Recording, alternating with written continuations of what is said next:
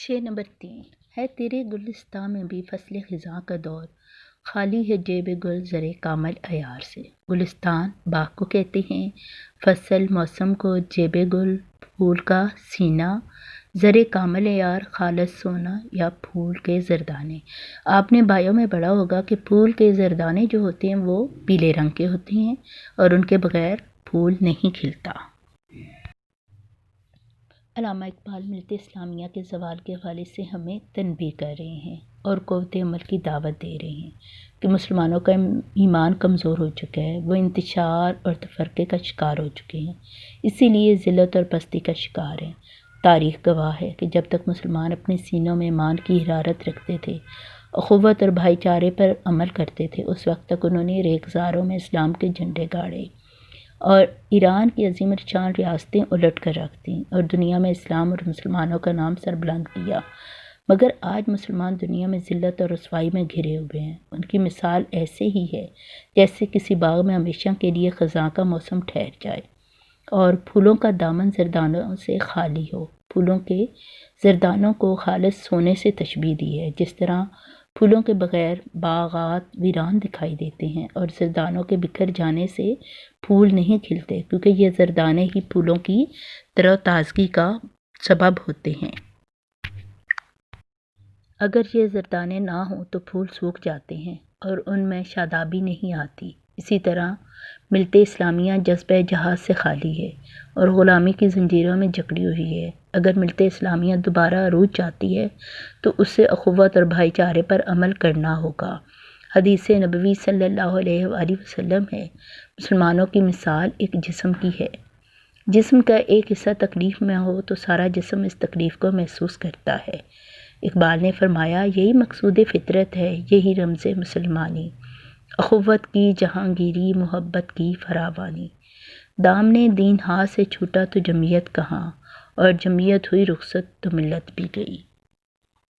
شعر نمبر 4 جو نغمہ زن تھے خلوت اوراق میں طیور، رخصت ہوئے تیرے شجر سایہ دار سے۔ نغمہ زن گیت گانے والے، خلوت تنہائی، اوراق صفات مراد پتے، طیور پرندے، شجر درخت۔ تشریح: علامہ اقبال اخوت اور اتحاد کا درس دے رہے ہیں اور مسلمانوں کو مخاطب کرتے ہوئے کہتے ہیں، اے مسلمان، تیری چمن سے گیت گانے والے پرندے جو سایہ دار درختوں پر بیٹھتے تھے اب وہ رخصت ہو چکے ہیں، کیونکہ بہار کا موسم ختم ہوتے ہی اب پتجھڑ کا موسم آ گیا ہے۔ اس لیے گیت گانے والے پرندے اس اجڑے ہوئے باغ کو چھوڑ گئے ہیں۔ اس سے مراد یہ ہے کہ وہ لوگ جو ملت اسلامیہ کی بھلائی چاہتے تھے، ان کے دلوں میں قوم کے لیے درد تھا اور قوم کے سچے خیر خواہ تھے، صراط مستقیم پر چلنے والے اور قوم کی رہنمائی کرنے والے تھے۔ وہ لوگ اب قوم میں موجود نہیں، اسی لیے آج ملت اسلامیہ تباہی اور زوال کا شکار ہے۔ اب ایمان کی پختگی ختم ہو چکی ہے، اخوت اور بھائی چارہ باقی نہیں رہا۔ اسی لیے دین اسلام اور ملت اسلامیہ کے درد مند مسلمانوں کی گمراہیوں کی وجہ سے غائب ہو چکے ہیں۔ آج ہم غلامی کی زنجیروں میں جکڑے ہوئے ہیں، ہمارا وقار خاک میں مل چکا ہے۔ اگر ہم دوبارہ سے ترقی اور عروج چاہتے ہیں تو پھر ہمیں اخوت اور بھائی چارے پر عمل کرنا ہوگا، اتحاد اور اتفاق کو مضبوط کرنا ہوگا۔ اگر ہم ملت کی اس ڈوبتی کشتی کو بچانا چاہتے ہیں تو پھر ہمیں آپس کے اختلافات بھلانا ہوں گے۔ اگر ہم انتشار کا شکار رہیں گے تو پھر زوال پذیر ہو جائیں گے۔ ہم آج صوبوں میں بٹے ہوئے ہیں، اسی لیے ہر کوئی پاکستان کو بری نگاہ سے دیکھ رہا ہے اور نقصان پہنچانے کے در پہ ہیں۔ اسی لیے تو اقبال نے کہا تھا، یوں تو سید ہو، مرزا بھی ہو، افغان بھی ہو، تم سبھی کچھ ہو، بتاؤ کیا مسلمان بھی ہو؟ گنوا دی ہم نے جو اسلاف سے میراث پائی تھی، ثریا سے زمیں پر آسمان نے ہم کو دے مارا۔ شعر نمبر 5 شاخ بریدہ سے سبق اندوز ہو کہ تو نا آشنا ہے قاعدہ روزگار سے۔ شاخ بریدہ ٹوٹی ہوئی شاخ، سبق اندوز سبق حاصل کرنا، نا آشنا نا واقف، قاعدہ روزگار زمانے کا دستور۔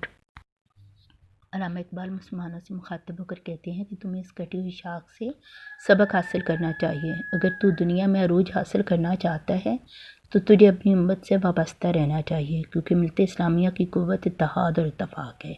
اسی بنیادی نقطے کو ذہن نشین کرانے کی کوشش کر رہے ہیں کہ اجتماعیت میں ہی کامیابی کا راز پوشیدہ ہے۔ قرآن مجید میں ہے، اللہ کی رسی کو مضبوطی سے تھامے رکھو اور تفرقے میں نہ پڑو۔ اور اس کے لیے ہمیں دنیا کے طور طریقے اور دستور کو مکمل طور پر سمجھنا ہوگا، کیونکہ ہم زمانے کی چالوں سے ناواقف ہیں۔ ہمیں دنیا کے دستور سے آگاہی نہیں۔ اگر آج مسلمان ناکامی کا شکار ہیں تو اس کی بنیادی وجہ کیا ہے؟ اگر ہم اس بنیاد کو جان لیں تو پھر دنیا کی کوئی قوت ہمیں نقصان نہیں پہنچا سکتی۔ اس کے لیے ضروری ہے کہ ہم عہد رفتہ سے سبق حاصل کریں، اپنی خودی کو پہچانیں تاکہ ہمیں اللہ تعالیٰ کی معرفت حاصل ہو۔ اگر ہم مکمل طور پر مرد مومن بن جاتے ہیں، اتفاق اور اتحاد کو اپنا لیتے ہیں، تو پھر ہم کھویا ہوا مقام حاصل کر سکتے ہیں۔ اقبال کہتے ہیں کہ اے مسلمانوں، اپنی تنزلی اور پستی کی وجوہات کو سمجھو اور پھر سے تمام دنیا میں اپنا نام پیدا کرو، جیسے تمہارے بزرگوں نے تمام دنیا میں اسلام کے جھنڈے سر بلند کیے اور دنیا میں ناموری حاصل کی۔ تجھے آبا سے اپنے کوئی نسبت ہو نہیں سکتی کہ تو گفتار وہ کردار، تو ثابت وہ سیارہ۔ تجھے اس قوم نے پالا ہے آغوش محبت میں، کچل ڈالا تھا جس نے پاؤں میں تاج سردارا۔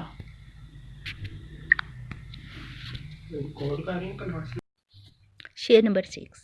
ملت کے ساتھ رابطہ استوار رکھ، پیوستہ رہ شجر سے امید بہار رکھ۔ رابطہ، تعلق، استوار، قائم، پیوستہ، جڑا ہوا۔ تشریح۔ علامہ اقبال اجتماعیت کا جذبہ ابھارتے ہوئے کہتے ہیں کہ اے مسلمان، تو اپنا تعلق ملت اسلامیہ سے قائم رکھ۔ تیری ترقی اور کامیابی کا راز اسی میں پوشیدہ ہے کہ تو اپنی قوم کے ساتھ وابستہ رہے۔ جس طرح خزاں کے بعد بہار آتی ہے اور سوکھے ہوئے درخت بھی سرسبز و شاداب ہو جاتے ہیں، پھل اور پھول لگتے ہیں، اور صرف اس وجہ سے شاخیں امید کے سہارے اپنی اصل کے ساتھ جڑی رہتی ہیں کہ وہ ضرور ہری بھری ہوں گی، وہ مایوس اور ناامید نہیں ہوتی۔ اے مسلمان، اگر آج تیری قوم زوال پذیر ہے اور تباہی اور بربادی اس کا مقدر ہے، تو وہ دن دور نہیں جب تجھے کامیابی حاصل ہوگی، کیونکہ عروج اور زوال تو آتا رہتا ہے، یہ زمانے کا دستور ہے۔ لیکن عروج اور زوال دونوں عارضی ہیں۔ لیکن قوم کا وجود مذہب سے ہے، اور مذہب ہی قوم کے درمیان کشش کا باعث ہے۔ اگر مذہب نہ رہے تو افراد کے درمیان اخوت، بھائی چارہ اور محبت بھی نہیں رہتی۔ ملت اسلامیہ سے جڑے رہنے میں ہی تیری بقا ہے کہ تو دین اسلام پر مکمل طور پر عمل کرے۔ مایوسی کفر ہے، نا امید نہ ہو، یہ زوال عارضی ہے۔